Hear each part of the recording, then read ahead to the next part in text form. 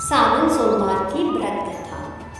एक बार एक साहूकार भगवान भोलेनाथ का बहुत बड़ा भक्त था।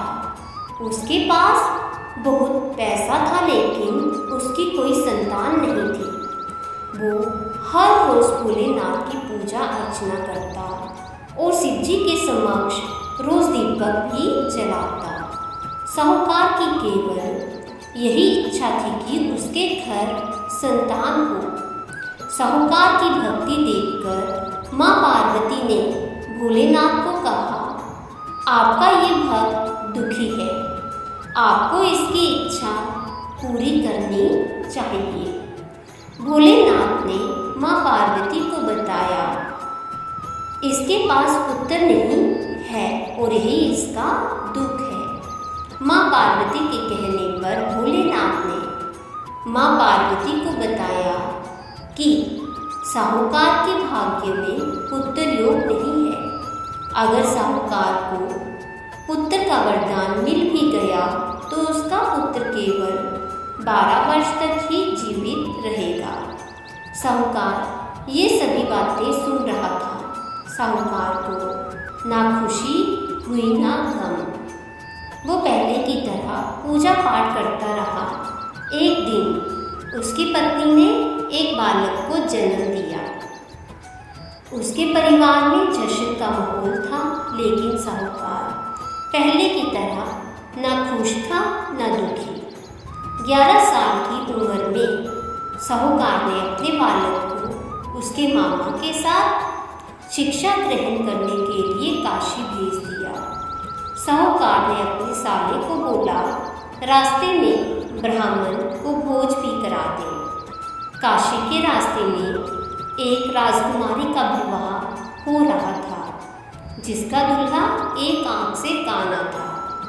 तो उसके पिता ने जब अति सुंदर साहूकार के बेटे को देखा तो उसके मन में आया कि क्यों ना इसे ही घोड़ी पर बिठाकर शादी के सारे कार्य संपन्न करा लिए जाएं।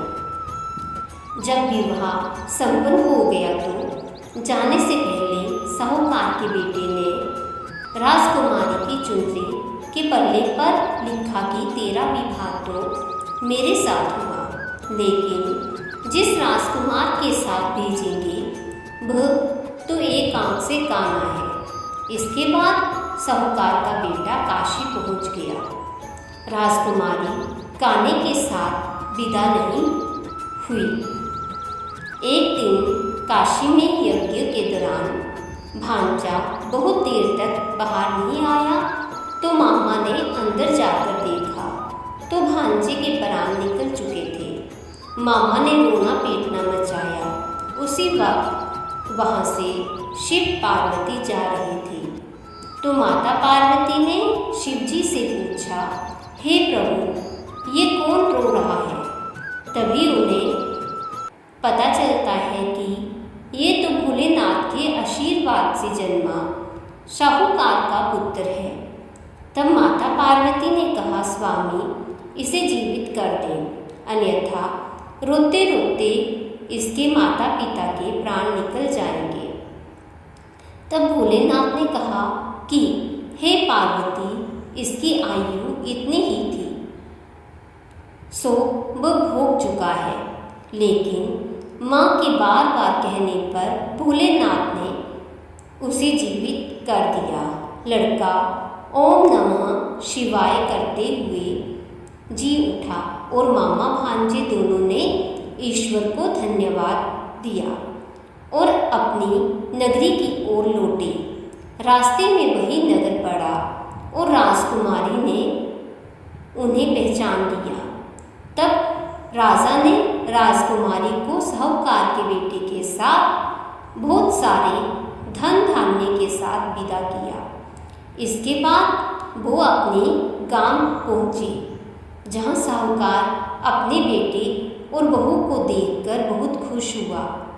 उसी रात साहूकार को स्वप्न में शिवजी ने दर्शन दिए और कहा कि तुम्हारे पूजन से मैं प्रसन्न हुआ।